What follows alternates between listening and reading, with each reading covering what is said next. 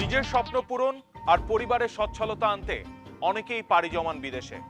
আর এই বিদেশ যাবার সময় এক শ্রেণীর প্রতারক চক্রের খপ্পরে পড়ে অনেকেই হন নিঃস্ব। আবার কারো কারো দেখা দেয় প্রাণহানির শঙ্কা। আজ আপনাদের এমন একজনের ঘটনা জানাবো যাকে মালয়েশিয়ায় নিয়ে যাওয়ার কথা বলে নিয়ে যাওয়া হয় লিবিয়ায় এবং সেখানে আটকে রেখে করা হয় নির্যাতন। শুধু তাই নয়, দেশে থাকা পরিবারের কাছ থেকে দফায় দফায় আদায় করা হয় মুক্তিপণ। সুমন হোসেন, বয়স 22, পেশায় টাইলস মিস্ত্রি।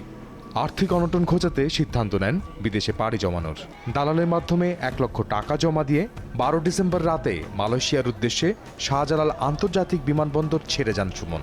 লাইন দেওয়ার পরে উনি আমাকে প্রায় 6-7 মাস পর একটা লিবিয়ার একটা মালয়েশিয়ার একটা ভিসা ডুবলি দেয়। কিছুদিন পর উনি আমাকে বলতেছে তোমার ফ্লাইট, তুমি চলে যাও। সেই থেকে দুঃস্বপ্নের শুরু। যাওয়ার কথা কুয়ালালামপুর, নিয়ে যাওয়া হয় লিবিয়ায়। ত্রিপুলি এয়ারপোর্ট নামার পর ওখান থেকে আমাকে শহীদামে একজন লোক রিসিভ করে সাগরপাড়ে একটা ঘরের ভিতরে নিয়ে যায়। নিয়ে যে আমাকে বলতেছে তোমার এজেন্টের কাছে 4.5 লক্ষ টাকা দাও, দিলে সেলিম স্যারের কাছে দেবে, তারপর তোমাকে ছেড়ে দেবে। টাকা না দিলে শুরু হয় নির্যাতন। ভয় দেখিয়ে দরিদ্র বাবা মার কাছ থেকে টাকা আনার কথা বলে সুমনকে।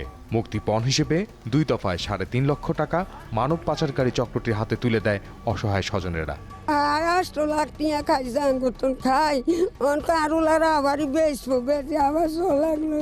ভুক্তভোগী পরিবারের অভিযোগ অনুসন্ধানে জানা যায়, মানব পাচারকারী এই চক্রের মূল হোতা সেলিমুজ্জামান ওরফে সেলিম মাস্টার। সেলিম মাস্টারের নেতৃত্বে সারা দেশে প্রায় 2 ডজন লোক কাজ করে। খুঁজে পাওয়া গেল সেলিম মাস্টারকেও। বিমানবন্দরে মানব পাচার চক্রটি কিভাবে কাজ করে তার একটা বিবরণ জানা গেল তার কাছ থেকে। এটা একটা কোঅর্ডিনেশনের ব্যাপার, একার পক্ষে কারো সম্ভব না।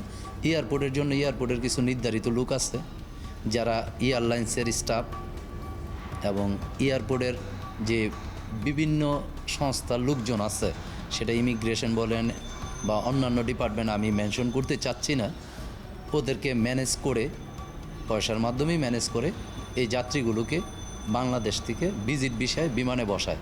সেলিম মাস্টারের কথা থেকে স্পষ্ট চক্রের সাথে জড়িত বিমানবন্দরের লোকজন। কথা হলো বিমানবন্দরের এক কর্মীর সাথে।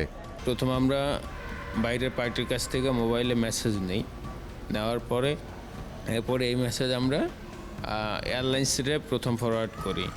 তো এয়ারলাইন্সে ফরওয়ার্ড করার পরে এরপরে ফরওয়ার্ড করি হচ্ছে বিএমএটি মানে ম্যান পাওয়ার যে ডেস্ক থাকে ওদের, তারপরে করি হচ্ছে ইমিগ্রেশনে এবং তাদের সাথে ফোনে কন্ট্যাক্ট করি যে এখন কি যাবে কি না।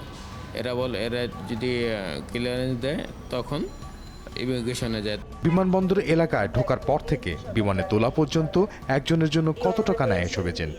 এয়ারলাইন্সকে দিতে হয় হচ্ছে 15 থেকে 20,000, আর হচ্ছে ম্যান পাওয়ার দিতে হয় 5,000, আর ইমিগ্রেশন দিতে হয় 45,000। আপনার থাকতে কত? 5-7 এরকম।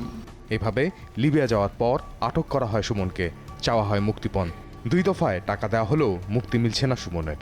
আরও 4.5 লাখ টাকা দাবি করে বসে চক্রটি। অসহায় পরিবার বিষয়টি র্যাবকে জানায়। করতেছে আমার বাইরে মারি হালাইব, পশুর মতন গুলি করব যদি আরো টাকা না দিই। অভিযোগ পেয়ে মাঠে নামে র্যাব 3-এর একটি দল। সুমন তাকে কৌশলে লিবিয়াতে পাচার করা হয়। ওখানে গিয়ে তাকে আটক করা হয়। আটক করার পর 1 দফায় তার কাছ থেকে 4.5 লাখ টাকা মুক্তিপণ আদায় করা হয়। আদায় করার পরেও তাকে কিন্তু তারা মুক্ত করে নেই। র্যাব ফাঁদ পাতে প্রতারক চক্রটিকে ধরতে একটি হোটেল থেকে চক্রের বেশ কয়েকজন সদস্যকে গ্রেপ্তার করে তারা। দ্বিতীয়বার যখন মুক্তিপণের টাকা লেনদেনের সময় হয়, তখন আমরা মূলত এই চক্রের যে মূল হোতা সেলিম মাস্টারের সাথে আরও 2 জনকে আমরা গ্রেফতার করতে সমর্থ হই।